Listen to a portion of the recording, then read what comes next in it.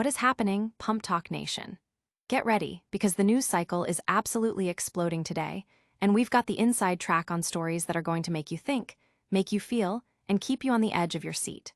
From incredible journeys of resilience to crucial political showdowns, and even a twist of fate that left everyone stunned, this is the episode you cannot afford to miss.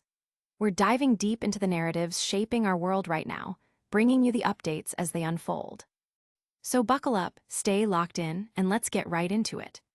First up, we're celebrating a remarkable triumph of the human spirit.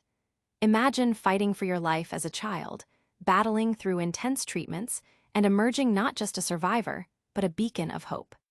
This individual's journey from the brink of a childhood illness to becoming a champion for others facing similar battles is nothing short of extraordinary. We'll explore how this personal victory has fueled a powerful mission to support children battling cancer, making a tangible difference in their lives through vital programs. It's a story of courage, perseverance, and making a profound impact. Then, we're shifting gears to the high-stakes world of politics, where crucial elections are on the horizon, testing the strategies and messaging of major parties. We'll break down the key gubernatorial races that are shaping up to be major indicators for what's to come. These contests are more than just local elections. They're battlegrounds for national political narratives, with every decision and every campaign tactic scrutinized. Get ready for a deep dive into the strategies, the candidates, and what these races could mean for the broader political landscape. Next, we're heading to the heart of competition and strategy with a look at a reality show where the game took an unexpected, dramatic turn.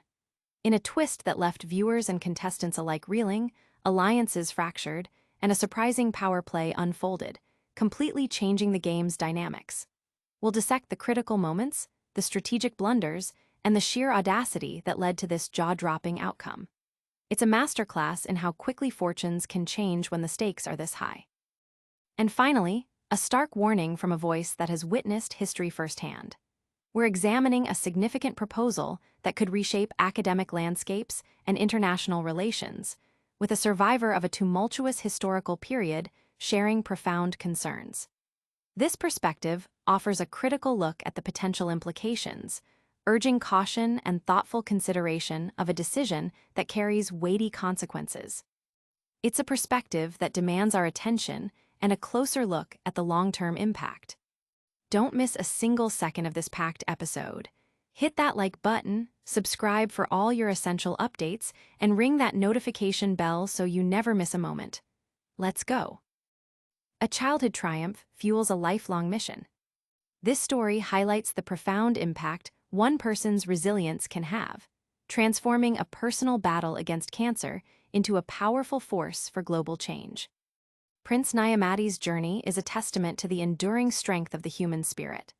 Diagnosed with leukemia as a child, he navigated the grueling landscape of multiple chemotherapy treatments, the emotional toll of school, and the persistent fear that often accompanies such a diagnosis. His triumph over cancer, marked by becoming cancer-free, was not an end but a powerful beginning. This profound personal victory became the catalyst for his mission to support other children facing similar battles. Co-founding the Living Dreams Foundation, Prince has dedicated himself to providing critical resources and support to children living with cancer. The foundation's initiatives are diverse and impactful, ranging from organizing essential blood donation drives to conducting public education campaigns aimed at raising awareness and understanding. Furthermore, the foundation actively engages with communities through school tour, fostering empathy and breaking down the stigma associated with childhood cancer. This proactive approach ensures that support reaches those who need it most, offering a tangible lifeline to families navigating the complexities of cancer treatment. Prince's commitment extends beyond his nonprofit work. Now based in the UK, he serves as a doctor of medical laboratory science, contributing his expertise to the UK National Health Service's blood and transplant stem cell and immunotherapy department. In this professional capacity, he plays a vital role in saving lives through advanced medical practices, mirroring the compassionate mission of his foundation. His dual focus on direct patient care and community support underscores a holistic approach to combating cancer. The story of Prince Nyamadi is a powerful narrative of perseverance, showcasing how one individual's experience with adversity can ignite a passion for advocacy and inspire widespread positive change. It's a compelling example of turning personal struggle into a source of strength and a catalyst for making a significant difference in the lives of countless others. This inspiring account of overcoming adversity and dedicating one's life to helping others has resonated deeply, with many sharing their admiration for Prince's dedication and the tangible impact of the Living Dreams Foundation. Stay tuned as we shift from personal victories to the high-stakes arena of political contests. Next, we'll break down the crucial gubernatorial races that are setting the stage for major political showdowns. Political battlegrounds emerge in key gubernatorial races. As the nation looks towards upcoming elections, two pivotal gubernatorial contests are set to test the political messaging and strategic maneuvering of both major parties. The political landscape is buzzing with anticipation as the gubernatorial races in New Jersey and Virginia, the only such contests in 2025, approach.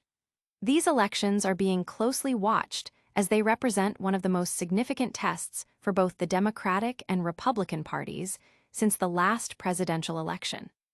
The outcomes and the effectiveness of each party's messaging in these states will provide crucial insights and potential indicators for the broader political strategies leading up to the next national midterms.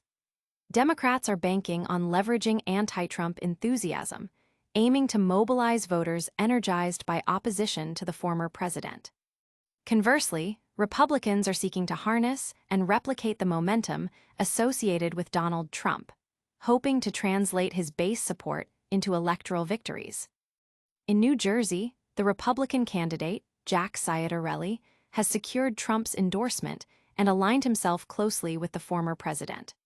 However, Ciattarelli faces the delicate task of balancing this alignment with the need to attract voters beyond the Republican base, especially given the popularity of the incumbent Democratic governor, Phil Murphy.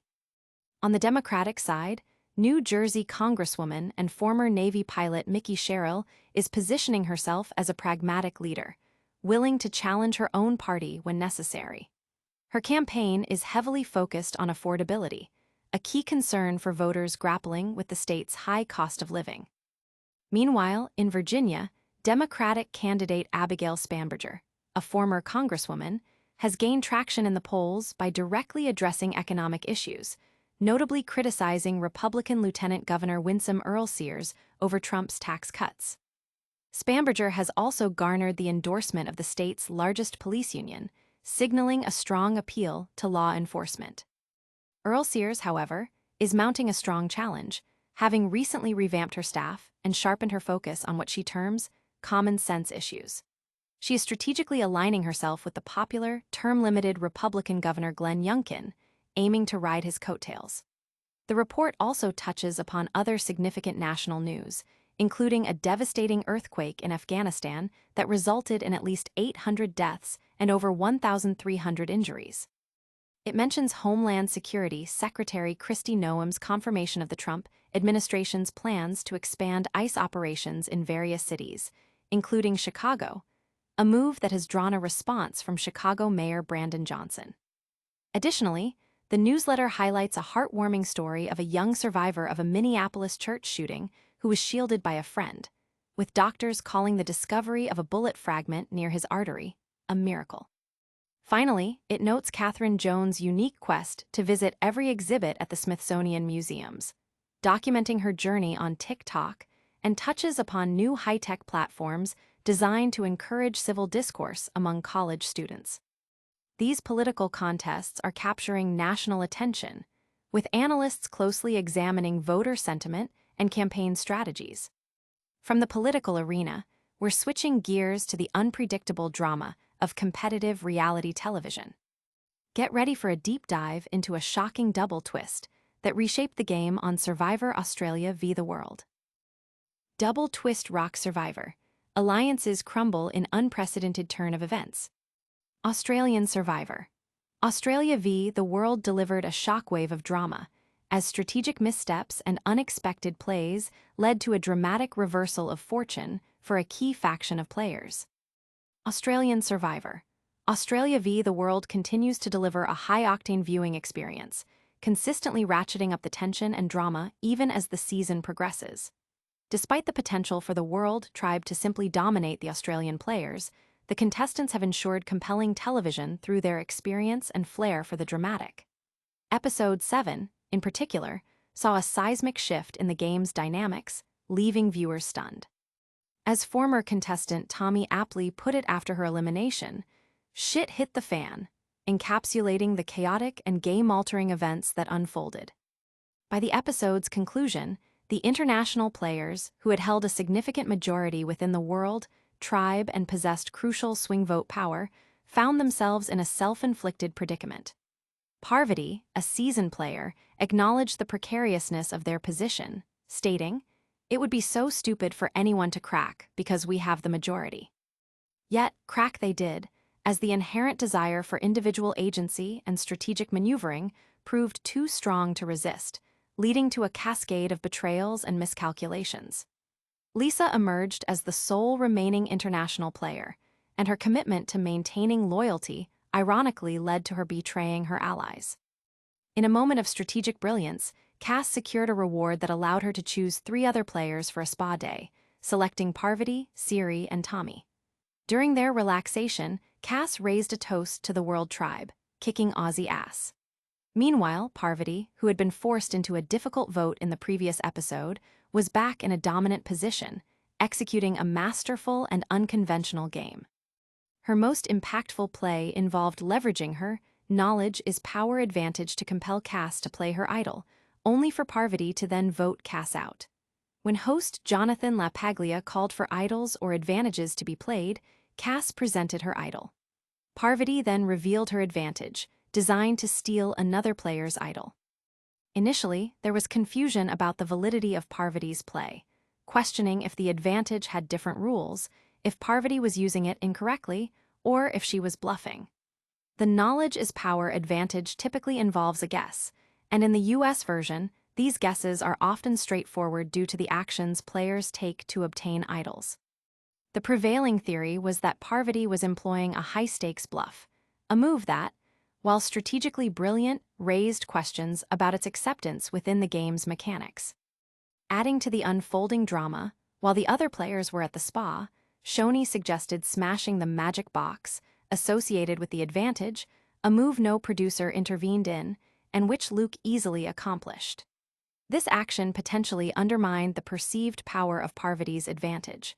The episode also featured 2 immunity challenges that involved precarious balancing acts. The first required players to stack cards on a beam supported by a leaky bucket, with the added difficulty of crossing a balance beam to retrieve new cards. Tommy emerged victorious in this challenge, showcasing an impressive vertical stacking technique, though his tower ultimately collapsed. Back at camp, the World tribe's secretive discussions created anxiety among the Australian players, especially when the World tribe members remained tight-lipped about their plans. Lisa's cryptic statement, "I'm not gonna say names," and Siri's admission, "We don't know what we're doing yet," only amplified the uncertainty. Tommy's observation, "When you have 5 people, you have 2 options," highlighted the complex strategic landscape. The strategic maneuvering continued at Tribal Council, with discussions and whispers revealing a plan to target Parvati. Lisa, however, expressed a desire to play a loyal game and disclosed the plan to Shoni and Luke, stating she would not vote for Parvati.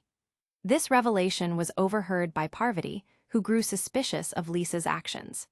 The subsequent Tribal Council saw intense whispering and strategic consultations.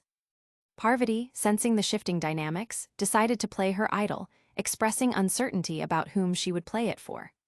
Cass and Luke attempted to defend Lisa, claiming she was not part of the plan to vote for Parvati. Luke ultimately revealed the entire plan, leading to a dramatic vote where Cass, despite having an idol, was persuaded by Parvati not to play it, resulting in Cass's elimination. The episode concluded with another immunity challenge and a second Tribal Council, where Parvati revealed Tommy as the architect of the plan against her, and Tommy, in turn, proposed voting for Siri. The episode culminated in a shocking moment where Lisa considered quitting to save Tommy, a move that was ultimately thwarted by the game's rules, leading to Tommy's elimination. The episode was a masterclass in strategic gameplay, backstabbing, and the unpredictable nature of reality competition. This episode's dramatic twists and turns have left fans debating the ethics and effectiveness of the strategic plays, highlighting the intense psychological game at the heart of Survivor. From the strategic depths of the game, we now turn to a critical perspective on international relations and education. Prepare for a warning from a survivor of China's Cultural Revolution regarding a significant influx of students into U.S. colleges. Cultural Revolution survivor issues stark warning on Chinese student influx. A survivor of China's tumultuous Cultural Revolution expresses deep concern over a proposal to significantly increase the number of Chinese students studying in U.S. universities, citing potential national security and economic risks. Xi Van Fleet, a survivor of Chairman Mao's Cultural Revolution, has voiced significant apprehension regarding President Donald Trump's announcement that the United States would accept an additional 600,000 Chinese students into its colleges and universities. This proposal, made amidst ongoing tense trade negotiations between the U.S. and China, has elicited bewilderment and criticism from various quarters, including some of Trump's own supporters. Van Fleet articulated her dismay, stating, "I'm just really baffled by this decision." She questioned the rationale behind allowing a large influx of Chinese students, particularly concerning their potential access to American technology, which could then be used against the U.S. Really, we want more money and then allow them to come here and have access to our technology and turn it against us. I just don't get it, she expressed, adding, "I'm really, really disappointed. And maybe Trump has some very good reasons. At least right now, I haven't heard it." Van Fleet, who emigrated from China to the United States at the age of 26, elaborated on her concerns, suggesting that the students who would be admitted under such a policy are often the children of China's elite, whom she identifies as a real danger. This perspective raises questions about the potential for infiltration and the transfer of sensitive information or influence. In response to the news, the White House clarified that President Trump was not proposing an increase in student visas, but rather referencing a continuation of existing policy, accounting for 2 years' worth of visas. However, Laura Rise, director of the Border Security and Immigration Center at the Heritage Foundation, challenged this interpretation, arguing that the 2-year reference is illogical given that foreign students typically pursue 4-year degrees. This suggests a potential discrepancy in how the policy is being framed versus its actual implementation or impact. Commerce Secretary Howard Lutnick defended the proposal from an economic standpoint, asserting on the Ingraham angle that not admitting these students would lead to top-tier universities attracting all the foreign talent, potentially causing the bottom 15% of American colleges and universities to cease operations. He characterized this as a rational economic view, which is classic Donald Trump. Nevertheless, Van Fleet remains unconvinced by the economic arguments. She also raised doubts about the feasibility of 600,000 students actually coming to America, citing China's current financial instability. She pointed to the rapid erosion of China's middle class, leading to widespread bankruptcy, and the bursting real estate bubble as factors that would limit the number of students who could afford to study abroad, even with governmental encouragement. Van Fleet suggested a compromise, allowing Chinese students to study in less sensitive fields like humanities and social sciences, including women's studies or African studies, with the aim of them returning to China to spread critical perspectives that might undermine the Chinese Communist Party, CCP. "I think it's a great idea to let them come here to study humanity, social science," she stated. "I don't even care if they study women's studies, study African studies to go back home and spread the woke, undermining the CCP, but they won't." The differing perspectives highlight a complex debate involving national security, economic interests, and ideological concerns, with a survivor of a past political upheaval offering a stark warning based on historical experience. That's all the top stories for today, but we've got a quick recap coming right up. Don't forget to like, subscribe, and hit that notification bell. we've covered a survivor's inspiring journey from illness to advocacy, analyzed critical political races, witnessed a stunning strategic betrayal on Survivor, and heard a vital warning from a historical witness. Don't miss out on any of our essential updates. Hit that like button, subscribe to PumpTalk News for all your critical news coverage, and ring that notification bell so you're always in the loop. Got thoughts on today's stories? Drop a comment below and let us know. And for more exclusive content and behind-the-scenes action, follow us on all our social media channels.